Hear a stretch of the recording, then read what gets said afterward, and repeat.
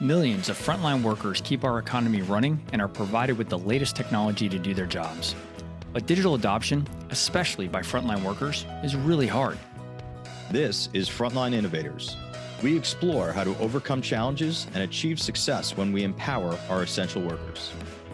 I'm Justin Lake. And I'm Gene Signorini. Together, we speak with experts who are leading the way and driving digital transformation to the front line.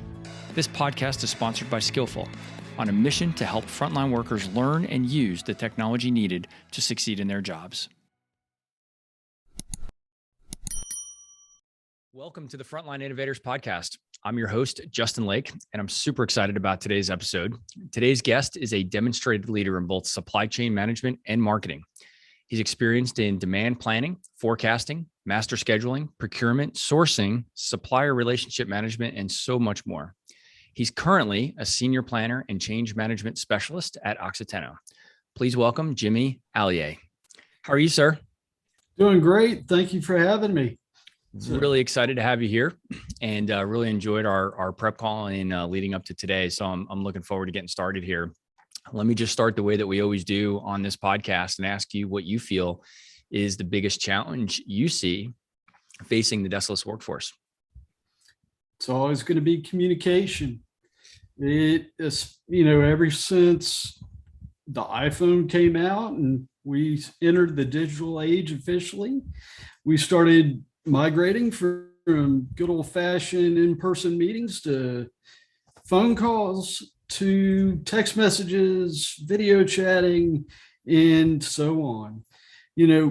What's happened, and I think the biggest challenge we're seeing is that the reliance on communicating via technology is that how can we convey our tone of voice, our emotions, and connect with our workforce, regardless of your position, and make a sincere connection. And that's the challenge based on change management that we're facing. I think it's really interesting. You've called out something that I haven't had a lot of other guests talk about, but I think you're absolutely spot on that it is a legitimate challenge today, which is just that the way that we've communicated, and I would say that that's accelerated over the last 18 months, driven in part because of the pandemic. It's forced us into a lot of new communication. And as a technology guy, what's interesting to me about that is there are no new methods of communicating today that didn't exist before COVID, but we've adopted them at a pace that's just unlike anything that we've ever seen before. And that does extend all the way out to the frontline workforce. So do you think that, have you witnessed that the pandemic has caused this change to happen? Or do you think some of this was happening even before the pandemic? Oh, it's speeded it up. I definitely agree with you. It's forced us to adapt, and not as quickly as we might have anticipated, just a few years ago. So, and it's not getting better. So we're having to learn to adjust, and we're also having to learn to convey expressions while wearing a face mask. And I think the funniest thing I always say in a meeting is, oh my gosh, I didn't realize, and I'm talking about a video meeting, that's what you look like without a face mask. Like, who are you? But yeah, it's an interesting point, and it's like, wait, that's what you look like. Okay, good. It's really interesting. You just said something else that, at work, we are using so much video conferencing now where we don't have to use face masks. And so I don't think I notice as much of what you just described when we're in the work context lately. Where I notice what you're describing is outside of work when we're in a restaurant. Yeah, in fact, I probably noticed it the most in a restaurant. Fortunately, down in Texas, as in Texas, also restaurants have been open for a little while here, but everybody's face masked in the restaurants. And so just even communicating with a waiter is really difficult when they're wearing a face mask and you have background noise, and you don't realize how much you depend on the body language and kind of reading lips and things like that and the expressions until you don't have access to them. And so that's a really interesting point that you raised there. Yeah, it's funny how, the littlest of things can make such a huge difference. And it's kind of like a bubble burst when someone points it out. So Yeah, I think we've all been through a lot of those experiences over the last 18 months of seeing kind of a new version of the reality for ourselves. And even though I find myself, I hate that expression, and yet I find myself keep using it because it's there's just some things that are going to be different for us for some time. So it's all been an interesting experience for those of us that have been through it together. So let's switch over. I really want the audience to get to know a little bit about your background. So let's just start off with what you do today at Oxiteno. Tell us about your role and kind of what you do on a day-to-day and week-to-week basis. Sure. So basically, I started with this company. It's currently a Brazilian-owned chemical manufacturer of agricultural products. So we're shipping to countries to help feed the world where crops don't easily grow. I know the big trend is organic, but you've got to realize there are places in the globe where that's just not possible. And that's one of the things that attracted me to this company. And not to mention, my best friend, who I started working with back in 2016, worked there. And he recruited me, and he said, "Hey, they've got some challenges. We're growing." And we basically just fired 4 planners and schedulers and demand planners, and they replaced them with me, but I need help. So basically, they got rid of 4 younger people who were experienced but not quite experienced, such as my friend and I. And we go around and we're running the planning department at the plant in Houston and basically trying to improve the processes and get them out of the middle ages of paperwork and trying to go digital and say, it's okay if we don't have a filled out ticket to produce this material. I will send you an email authorizing it. Don't stop production. And for whatever reason, do not call me at 3 a.m. So that's a definite sign that change is needed. So here I am. So your original role was really not necessarily just about change management overall, but actually about implementing new technology to streamline and create efficiencies in the organization? A little of each. During the interview, which was done via Zoom with my current boss, who was in Mexico at the plant there at the time, we talked for a good couple hours about this isn't only planning. I'm hiring you based on your experience to implement changes to improve our efficiency, because we currently produce X amount a month. We need to triple it immediately or else. And that's the challenge. So change management was a necessity. Not only is that just a regular thing in planning and manufacturing to begin with. So that's interesting. So what were your experiences that led up to being qualified for the role that you're in today? Well, it all comes down to basically seeing, how do I make things better? How do I make my job easier? And that's such a generic statement, but it's true. Mm-hmm. And I'd like to just reference my father, who was an experienced chemical engineer, and he worked his way up on the project management side, oil and gas.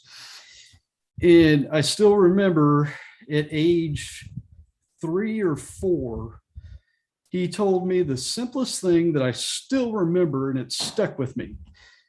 Jimmy, it's your choice. We can do this the easy way or the hard way. What is it? And I have lived my life every day since then looking for the easier way to do things, because there is nothing like having to take cough syrup when you're 3 years old and your dad is holding you down and your mouth open. Yep. To make you realize that's a very simple choice. So, but that's what got me to change management.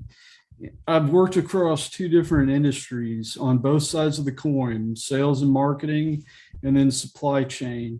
And there are always ways to improve customer service or to improve supplier management. And how do we become basically more responsive and efficient, which is basically the dilemma in supply chain and always will be. And I see technology as helping us get there. Yeah. What was your education background prior to getting into the workforce? I have a business degree in marketing from Texas A&M. I have an MBA from Houston Baptist University, and I have a business degree in supply chain management from the University of Houston. So I'm a big believer in learning. I use my education to get ahead, and I read articles pretty much every night on latest trends and new ideas. I've just never been a big TV person to where that's all I watch. It might be on in the background, but I'm usually on one of my tablets or LinkedIn on my phone, reading up on who's doing what and who's working on the latest trend. And is it feasible in my situation at my company? Right. So, yeah, that's good. Now, you may have answered my next question to some extent when you told the story about your dad and the cough syrup. But what was your path to innovation, and how did you get excited about looking for ways to use technology to make things easier? So you talked about making the decision that it can be harder, it can be easy, but what was your path to innovation? well, initially it started when I was in marketing and advertising and sales. And the iPhone came out in 2007 and made everything digital and flipped the industry upside down. I wrote an article on it in 2011, which was published in the Harvard Political Review.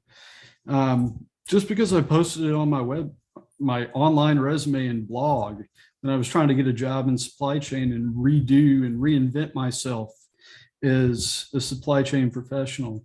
When I joined an oil and gas subsea equipment manufacturer, it was the number one company in the world. I would like to point out we were not the guys that created the BP oil spill. It was the other guys. Good note. But I will say this, that forced us to document every single quality concern. And that slowed down manufacturing completely. So we had to find a way to maintain quality, fix things, document things, get approvals from multiple quality assurances, and make them faster. So we had to. And the coolest thing I learned, because I'm a frontline guy from the beginning, and I started out on the floor of this manufacturing assembly, and my boss at the time gave me a tablet, and it wasn't an iPad. It was an off-brand tablet, but it worked. And it was the first tablet I had ever seen with SAP on it. And I didn't have to sit at my desk anymore. I could be walking around each stage of assembly and machining processes and welding shop and get the order status right then and there to the person doing the job who knew more about it than I did, but I could feed him the information he needed to keep things flowing from a business perspective. So that drove me and inspired me to use technology to make things better. Now, as that company folded and got bought out, basically when oil prices dropped in 2016, I joined another agricultural chemical company, and it was the same deal. We were using paper to fill out production reports, inventory. I'm not going to say their name, but I will say in the first 3 months, because I was the new guy, that the site controller flat out told corporate he was not going to sign off on our end of the year inventory report unless we had an outside auditor verify it. So that basically gave me the opportunity to walk around a 168-acre facility that was all asphalt in the Houston heat in August with auditors looking for inventory in 10 different warehouses and 4 different production units. And I knew there had to be a better way. That also drove me to change management and what can we do better? in those two positions, I learned that there are actually good processes. I started doing my own research. I joined groups on the company's websites internally. And I started researching, hey, there's actually groups that talk about process improvements and what they did there to get better. Inside the organizations that you worked in previously? Yeah, and more popped up. Whereas in the beginning, there was nothing. It was just there was a business excellence department. No one knew what they did. It was just a couple guys walking around asking questions, and it was very rudimentary. But as the years went on, and they went quickly as technology is moving, I started seeing more and more material available and groups available and discussions online that talked about the different change management processes each person and each department used. And that's what inspired me to where I am today, because it's very simple. We adapt or we die. So I love it. So kind of necessity is the mother of invention here. It sounds like you just saw that these were, it was untenable for you to continue in the way that you were doing things. And it kind of encouraged you or forced you to look for more innovative solutions. I think that's great. Yeah. Thank you. Tell me about what you're passionate about outside of work. I think I might know the answer to this based on the image that you had on your Zoom thumbnail, but maybe that's not it, and our audience didn't get a chance to see that. So tell us what you're passionate about outside of work.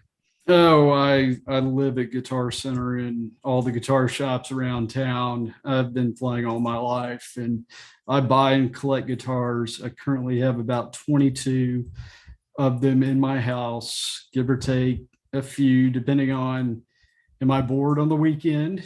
And, it's interesting. The salesmen there call me if they don't see me over a month for a welfare check, not to sell me on anything, but just to check on me. So I don't know if they're really good or really bad. I'm not sure which one. No. Maybe a little bit of both. Well, yeah. So I do that outside of work. But you know what? It's kind of like when we look for inspiration on other areas. Music's another way for us to communicate. It clears your mind. And all of a sudden you're playing a song, whether you wrote it or it's something else, and it gives you a new idea because you're not focused on work. If you focus so much on work, you just get tunnel vision. But that's what's, it's great that I have a hobby that can give me that inspiration I need. So, for me, that release is mountain biking.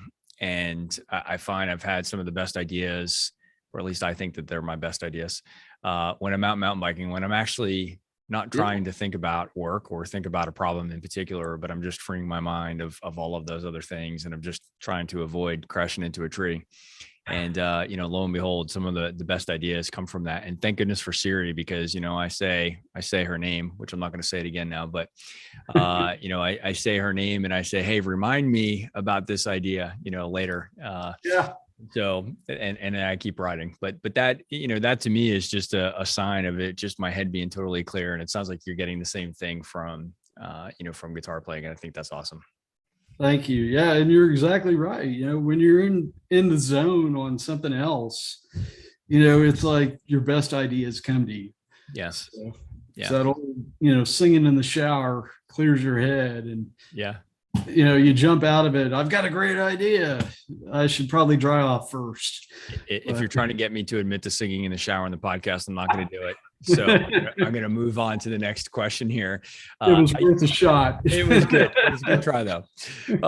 But I do want to kind of go back to the main thing that we talked about at the top, which was, the challenge from the frontline workers, and you positioned it as, communication and the change of communication and the necessity of that communication.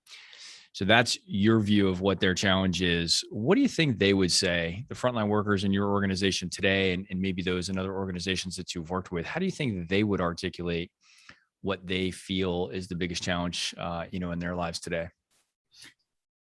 it's something we touched on during the prep call about ideas, and we were brainstorming about what to talk about. It's a different workforce. We're seeing a generational gap that we've never seen before. We're seeing millennials who have grown up with technology since they were toddlers, and it's natural second nature to them. I don't see it so much as upper management preaching down to the frontline workers. I see it as a horizontal company where the frontline workers are talking to upper management and saying, hey, we should be doing it this way. And it's interesting to see how they sell their ideas to upper management, which tends to be more effective because they're not forcing it on them. They're telling them, hey, we want to be more efficient. This is a better idea. And as I guess you could say, as a Generation Xer, I'm having to learn, okay, that is a good idea. How do I do it? And I'm having to go to them to get taught how to work their ideas with their technology. And they have a lot of great ideas. And if you don't empower them and listen to them and give them that microphone to speak up, then you're going to see companies fail. And the upper managers, the older, more experienced workforce is going to get pushed out. And it's going quicker than we thought. Just like, say, changes in the 1960s. Mm-hmm. Things change from the baby boomer generation compared to their parents. World War II versus Vietnam. There are big changes there. Well, that's happening now with technology, and it's going at light speed in my view. Yeah. And the conversation's going both ways. And it's a lot more receptive than it, say, would have been a few years ago. Yeah, you're reminding me of a story. The story is getting a little bit old now, because I think this is probably going back at least 4 or 5 years, which seems like a long time when we're talking about technology and evolution there. But my son, I walked by his room one day and he was laid out on the floor playing a video game, and he had his iPad propped up next to him. And it kind of caught me by surprise, because usually it was either he was on his iPad or he was playing a video game, but not both. And it just caught my attention. And so I went and asked him, what are you doing here? And he said, well, I'm watching a YouTube video. And I said, well, it looks like you're on, playing your video game. He said, yeah, I'm doing that too. Well, essentially what he was doing was he had a YouTube video up on his iPad that was about how to play this game. And he was using them, and he was basically pausing the video on YouTube, and he was going back to his video game to do what he had just learned. And I said, who told you to do that? Did you find a buddy or something? He goes, no, I just did it. Like it was the dumbest question I could have asked him in his mind, right? It was just like, Dad, this was just so obvious and intuitive. Like, what are you thinking about? And I've thought about that experience a lot, because he is, part of the next generation that's going to be coming into the workforce now. And that was just a very obvious way for him to learn. Like, I've got access to the information. I go to YouTube, I can do a quick search for Minecraft or whatever game he was playing at the time. And I'm going to actually learn on the fly here. I'm going to learn the technology using technology. Right. And I just thought, man, that was so fascinating. And then what we see in the enterprise world is we're not really keeping up with providing the workforce with YouTube-like functionality to make things accessible to them, so that people can just go search and find the content that they want. And so I think there's a lot to what you're saying here, that I do think not just the youngest members of society, but I think a lot of the generations that are in the workforce today, we're all using YouTube and other resources like that. And I think we have a responsibility as change management professionals and as technologists to make sure that we're giving those workers that same, consumer-like technology experience in the enterprise. That's a great example and a great point. It's so relevant to today's world, to where, hey, we need to have the information right here, right now, because we don't, in manufacturing, ever want to stop producing provided there's demand. It is the commandment in manufacturing, thou shalt not stop production. So how do we do that? And these younger guys who are getting older, as we get older, that is so natural for them to do it. And we've got to adapt in order to keep up with them. Yeah. And we've got to keep that connection with them. Otherwise, we're going to lose them. Yeah, that's a really good point. I do think that that's a criteria that some, younger folks coming into the workforce might evaluate a potential employer on is what tools are they going to have at their disposal? And certainly my son's in college right now. And it's interesting, he's got a brand new laptop and he's got access to all of these systems. And, it's a very technology centric, university. And so he's going to come into the workforce expecting that he has the same, level of tooling available to him, when he comes into the workforce. So it's interesting to see that transition. There's been a lot of talk about, the future of work, and I'm going to kind of put a placeholder in that a little bit, but I want to come back to a little bit the current time and say, it just kind of get your take on how much do you think the frontline workforce has changed during the pandemic? I mean, folks like you and I who are knowledge workers that typically would have been working in a corporate office, there are a lot of things that have changed for us, but how much have things changed for the frontline workers in the organization that you are at today and in other organizations that you've worked around? It's definitely made them scared because their health, their family's health, their friends' health, it's all relevant and on the line. And the old saying of it's just business, it's not personal. It's both. It's personal. Yeah. And having this terrible pandemic hit us has changed their work habits. Whereas in the old days, you'd have a couple guys working on the same project side by side. You can't do that anymore. You've got to have distance between them. You've got to have tools wiped down. You've got to have that steering wheel on the forklift wiped off with a Clorox wipe before the next guy will use it. And it's scary, and you can't help but feel for them, because I'm one of those guys that goes out to the field to check on them because they're friends. They're not just coworkers. They're my teammates, and I want to make sure they're okay. And a lot of times they don't always know the most up-to-date information on this COVID virus and the variants that are hitting us. So we talk to them and we listen to them. And I think listening is the best thing we can do for them instead of waiting our turn to talk. And that's a very difficult soft skill to master. And by listening to them and letting them express their concerns to us, and then coming back to them when we've got better answers instead of answering right away, that builds trust. They feel safer. Safety always comes first. And because without them, we don't have a company. We don't have products to sell.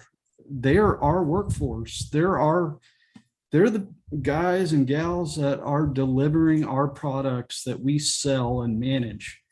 So if we don't take care of them, we're not taking care of anybody.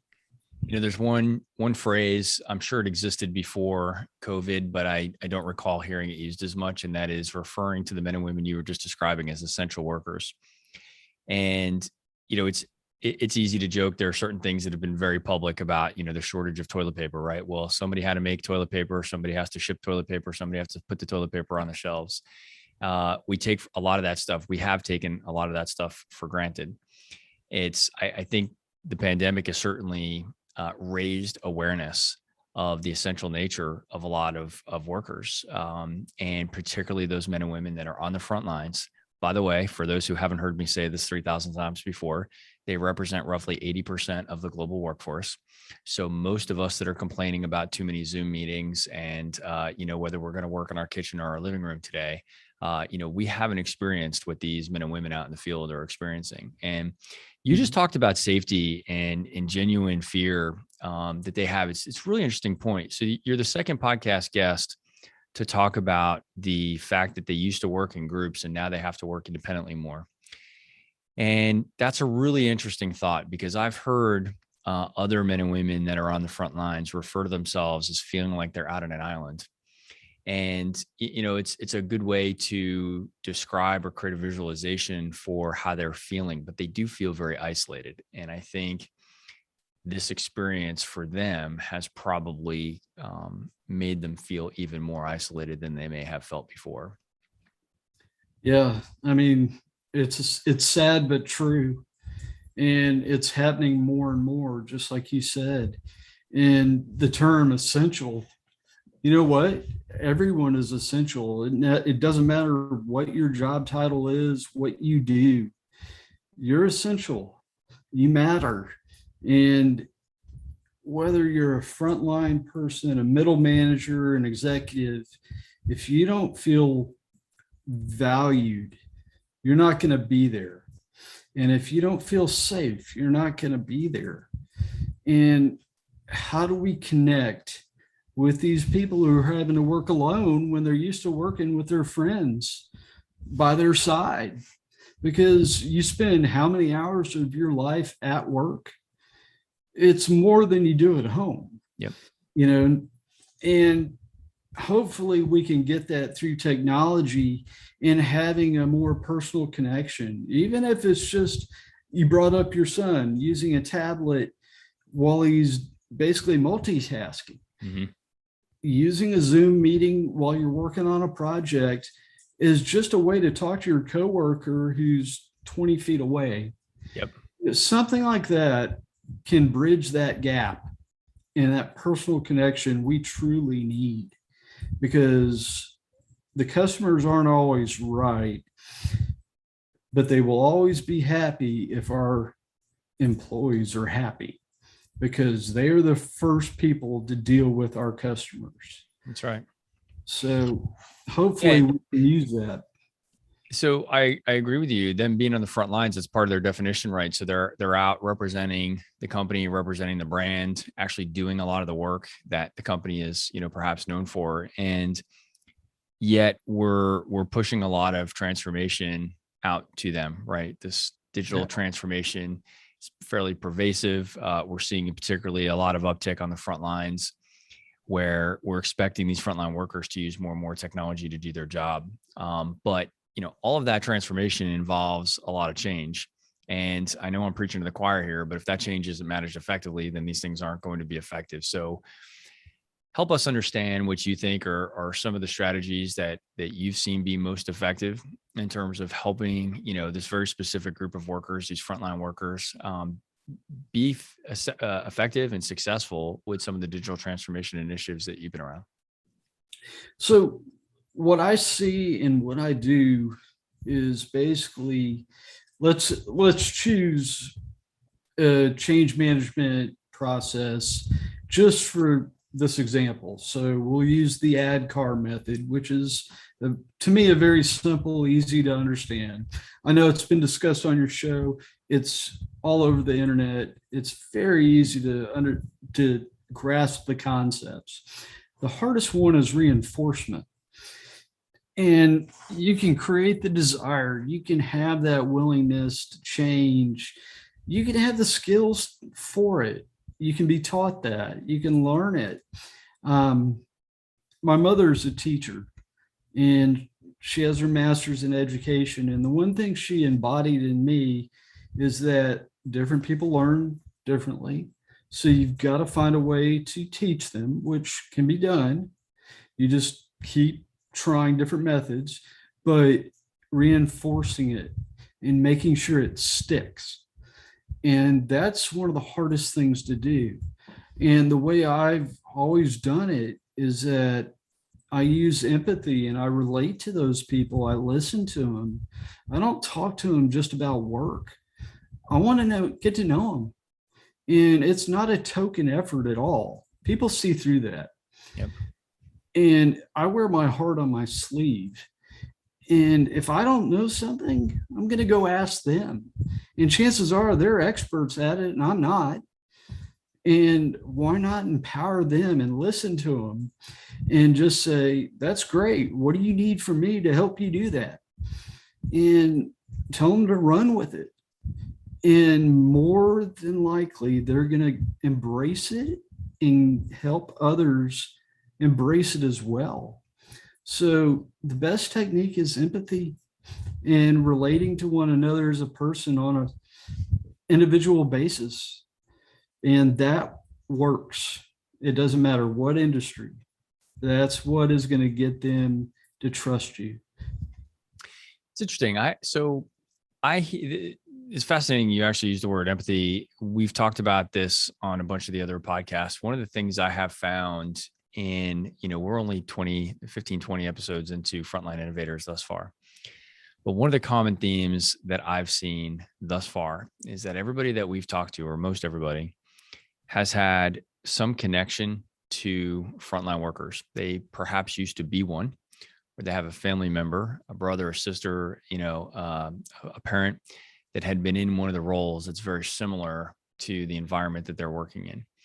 And so when they talk about empathy, they don't mean it just as awareness, but that they can really, to the extent possible, put themselves in the shoes of those folks. And it's a really interesting common theme that we're starting to see pop up here. And I think it's really important. And it's one of the reasons that we've always advocated for our team to, in our day job, to kind of go out and visit with the men and women in the field that we're going to be providing technology solutions for, so that we can learn from them, exactly as you said today. And just, even if we've never done their job, to at least do the best that we can, understand a day in their life, so that, we're just not making a bunch of decisions from an air-conditioned conference room and expecting them to embrace it. And so it's really interesting to hear you talk about that the way that you did. Yeah, you nailed it on the head. You've got to get to know them and you got to understand them. You might not know exactly what they do, and granted, that's not necessarily our job, because we all have different roles. Just like a sports team, you don't expect, if we're talking about baseball, for a pitcher to be the best guy at batting. We have our roles, but he does need to understand that. Or depending on what sport, whatever analogy you want, is basically getting out there, helping them, listening to them, figuring out what can help them, and doing it. Now, we can make it very complicated. We could use a lot of technical terms. We could say high-level words and vague expressions and motivational things, but empathy, honesty, sincerity, that's what helps our life and our business. Yeah. It's one of the greatest things I ever did at a few companies back. And I should point out that the past 3 out of 4 companies I've worked at have been bought out, whether it was because of necessity or because it was from a profitability standpoint. So I have a pretty good viewpoint of seeing how that changes culture. 2 different companies, same industry, but they don't click. So you've got to find a way to work together, because you don't have a choice unless you don't want a paycheck. Right. So, it's just a matter of finding a way to connect and those soft skills. And at this one company, they literally taught a course for an entire week on soft skills, that doctor's bedside manner. How does that one person who sees 100 patients a day, especially now, connect with that one person in bed who needs their help, and gives them that will to fight and to try? And that's what we've got to do as managers with our frontline workers. Yeah. What do you think makes technology adoption for deskless, frontline workers different from what we would typically think about as corporate or knowledge workers? Do you think there are any differences there? I think the gap is changing and it's closing in as technology advances, and it's going at such a high rate. It's closing the gap. We don't have so many silos as we used to in hierarchical organizations with different metrics, different goals, different drivers. We're seeing the executive vice president of operations walking out in full protective gear into the plant to go help one of the frontline workers fix a boiler. And it's like, I've never seen that, but that's what I'm seeing now. And it builds trust, and it builds the fact that these guys and gals are seeing an executive working side by side within social distancing practices, Right, out there fixing it because he or she knows what needs to be done, because they've either come from the front line or they've spent enough time out there with the front line that it wasn't a token effort and it was sincere. And they spent time to truly understand how it could, their job and the other person's job connect. And we're all on the same team. Now we have different responsibilities, that's for sure. Quite frankly, I don't think I could at this age put on full protective gear in the Houston heat and a hard hat and steel toe shoes and fire protective gear, gloves, and last more than an hour out there. But I will at least try. And if you have that willingness, you can bridge that gap. yeah. One thing I'm curious, and I want to try and ask this question without applying too much of my own bias on this, but when we think about the differences between, frontline deskless workers and some of the folks at corporate, I think that we've witnessed a different level of fear and discomfort about the tech potentially replacing frontline workers, where I don't think that the typical corporate worker feels as threatened. They may not like that there's an ERP change happening, so there's still a change management consideration, but I don't think that they feel as threatened that, if we go from Oracle to SAP or SAP to Oracle or whatever the case may be, that their job is going away. And they may feel like it's going to make their job more difficult, but not that it's going to go away. Where it seems like with frontline workers, they do have that fear sometimes. And I wonder, when you think about the ADKAR model that I'm learning from all of the change management professionals that I've been, meeting with, from a desire standpoint, might that affect their desire, that they feel like, geez, if we embrace this technology too much, I'm going to work myself right out of a job. What are your thoughts on that? And by the way, I don't think I did a good job of asking the question without my bias. So I'll say that right. You know what? Sometimes, you just got to say something straight up. Yeah. So I'm just curious to get your take on that, though. You've now kind of heard my take. I do think that there's some fear there, but I'm curious, would you validate that, or do you think that that's just not the case? I would validate it, but I would also tell you that I think the pendulum is swinging in favor of the frontline worker based on how technology is changing and how the older more experienced workforce is starting to retire and the younger generation is coming on board. And I think it's the opposite, to where the upper managers are more scared of technology than the frontline workers, because the frontline workers know how to do it. To me, I'm still trying to learn the new iPhone that I ordered. So, it seems intuitive, but it's not.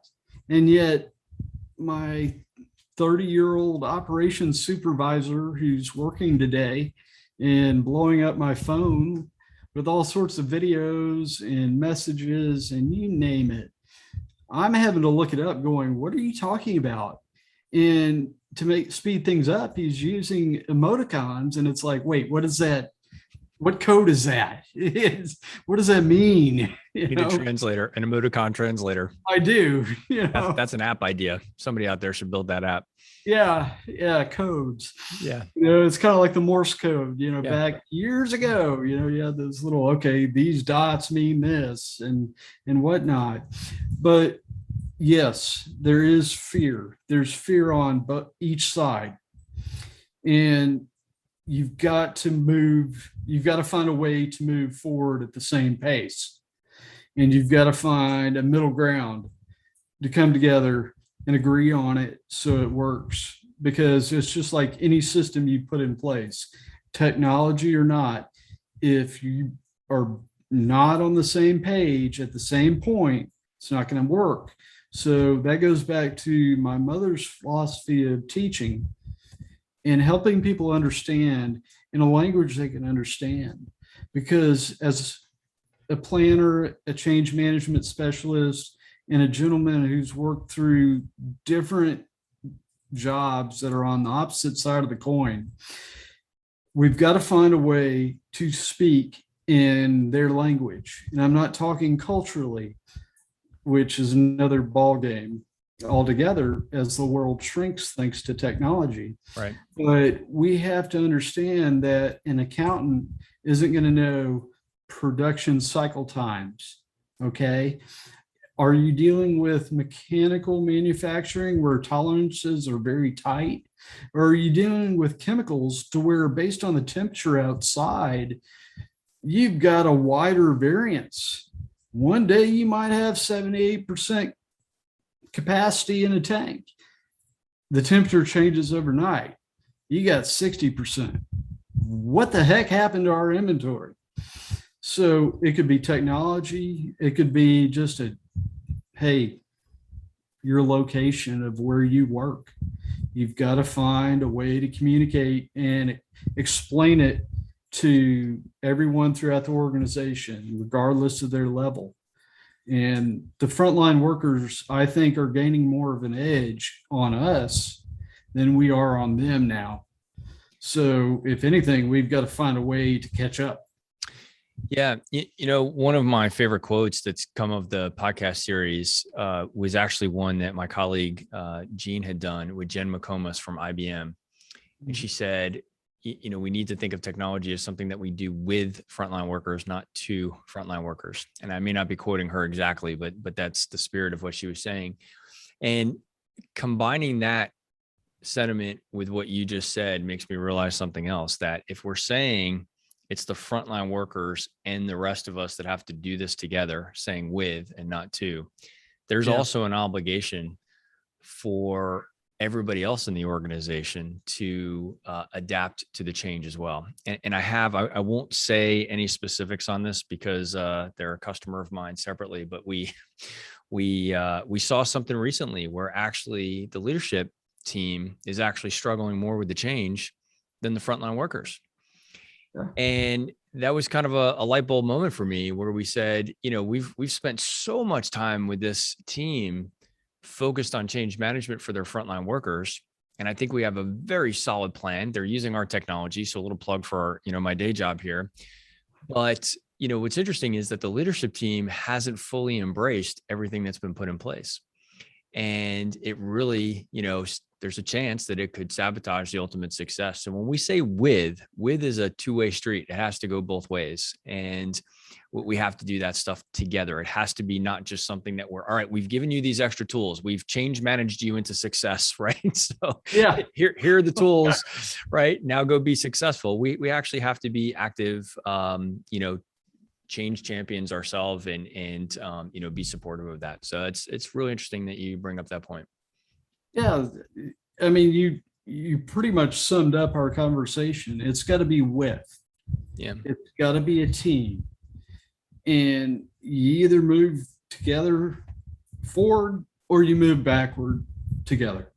So, we've got to work on those soft skills to make technology work for us and to take advantage of it, because our competitors will.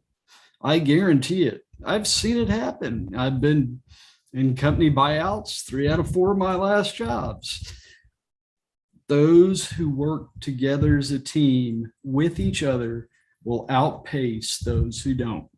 Yeah. And that's what happens, because the bottom line is that results matter.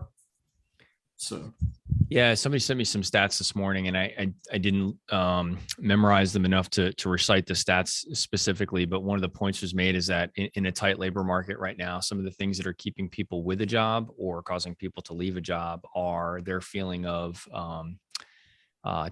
teamwork inside the organization. So that would attract somebody to a job where they feel like they can go into an environment where there's a lot of team support, and it would also push them away from a job and when they don't have that experience.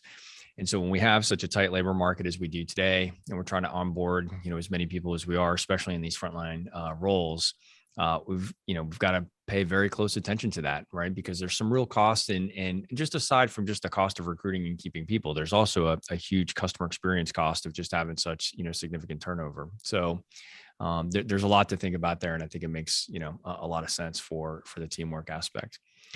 I knew we were going to be kind of getting close here very quickly, but I'm interested to hear what you would say that you love about working with technology overall. I think I get a sense for some of that from some of your earlier points, but I just love to kind of hear it explicitly about what do you really enjoy about working with technology? it's fast paced. It keeps me focused. I get bored very easily. I always have. It doesn't matter if it's work, school, life, what have you. I guess you could say that's who I am. I've always been given a lot of freedom as a person, thanks to my family, and to try new things. I th- I can only I can see the pros and cons of technology, but I also know there's no slowing down. So if we keep embracing it and finding new ways to look for how to use it, it keeps me focused and inspired.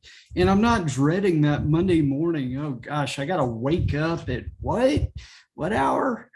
And Sunday nights aren't that bad. I'm ready to go Monday morning. It's crazy. 20 years ago, I was not. I was going, oh gosh, I don't want to go. Maybe I could call in sick. But nowadays, you never know what's going to happen. What are some of the disadvantages? Any disadvantages that come to mind? Disadvantages are simply, oh my gosh, I just bought this product. It's already outdated in a month. Yeah. And it just took me 6 months to learn this one. Now I got to adapt. It's not as easily done as if I were much younger. So sometimes we have the same change management challenges ourselves using the technology that we have to do with our jobs as those, users that we're trying to support with other roles, right? So I'm going to end it with that one story we talked about on what excites me about technology. And this relates to safety. And it was a story I told you, and I think I blew your mind, because only in Houston or certain parts of the country would you hear these things. We were talking about truck drivers unloading tanker trucks at plants. Okay, so I'm sitting in my office at my job, and I'm watching these two experienced professionals unload a very dangerous chemical, and they're following every safety pattern in the book. I mean, the safety record at our company is great, and I will brag about it, because I've been in other places and it's been terrible. And it's the worst thing to ever experience, is that guilt, because you can never get rid of it, especially if you had a chance to stop it. I'm watching the tanker truck guys set up, follow the procedures, unload the truck, hook it up safely. It's 120 degrees off that asphalt and that heat. And out my window, 10 feet away, is basically the line of trees of the woods in a bayou, because Houston has a lot of bayous. We're on the ship channel. It's an international city with international ports. It's important to be there. And out of all things, I see an alligator come out of the woods, walking right toward them. Now, this is not like a tiger or a lion that's going to make noise and growl and roar and let them know they're about to be prey. These gentlemen are in the heat, they're sweating, they're feeling it, they're trying to get the job done safely and efficiently.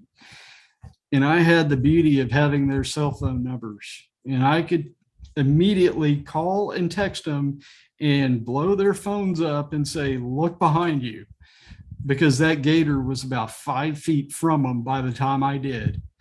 So that is the most interesting and proud, one of the proudest moments I've ever had is being able to help prevent a safety thing that you would never, ever think in college or any time in your career it could happen. But it happened, and no, I didn't videotape it because of company policy. I wish I had, because it would have been a great safety training video. I was going to say your safety department probably wishes they had some footage of that. Yeah. And I sit right next door to the safety manager's office. So we get along very well, but watching that happen was surreal. And thank goodness for technology. I could prevent that from happening.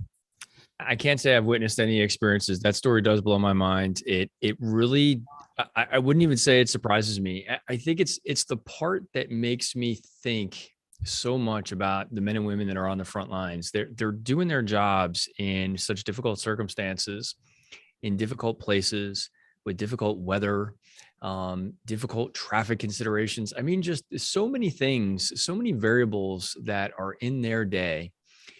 And I think if there's one thing that COVID's just driven me completely nuts about, it's hearing the rest of the workforce, as I said before, just, complain about Zoom calls and team calls and, to work at home or to not work at home. And I'm like, man, you guys are so sheltered that, there's the majority of the workforce doesn't even get to ask that question. So we just need to shut up and stop whining about where we're working, because all of us that spend most of our time behind a desktop computer, we have a very fortunate situation, whether it's an air conditioned office or an air conditioned kitchen, we've got it pretty good. And the men and women that we're serving out on the front lines are almost always doing their job in far more challenging circumstances with a lot more variables. And so I think the message that I think you and I share is we have to be more sensitive. Yes, we need to continue to implement technology for the men and women on the front lines. Yes, we need to continue to expect more from the business and drive for efficiency improvements and things like that. But we do need to do it with better communication and better levels of empathy, where we really understand, where they're at, and make sure that we're keeping that stuff in mind as we try to implement that change. It's such a great story. That's very true.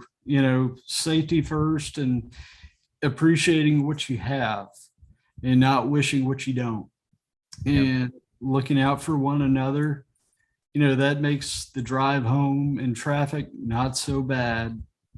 That's true. Especially when you can go home with a clear conscience and you feel good that you've helped. And no matter how hard work gets as we progress through this, pandemic, it's not as bad as it could be for us. And let's try and make that the same for our employees. I think that's a fantastic point for us to wrap this up. I've really, really enjoyed the conversation today. So thank you very much for carving out the time. It was good to visit with you on the pre-call and on today's session as well. So thank you for that. We are going to have to wrap it up here. If you found this conversation as enjoyable as I have, and if so, please share and rate the podcast. 5-star ratings help ensure that it gets promoted to other professionals like you that are innovating on the front lines. This podcast is sponsored by Skillful, the mobile digital adoption platform for deskless and frontline workers. Visit our website at skillful.com. That's SKYLLFUL.com. And if you or someone is out there innovating on the front lines, we'd love to hear about it. Please reach out to me on LinkedIn and share your story, and we'll see you on the next episode. Thank you very much for your time today, man. I really enjoyed getting to meet you, Jimmy.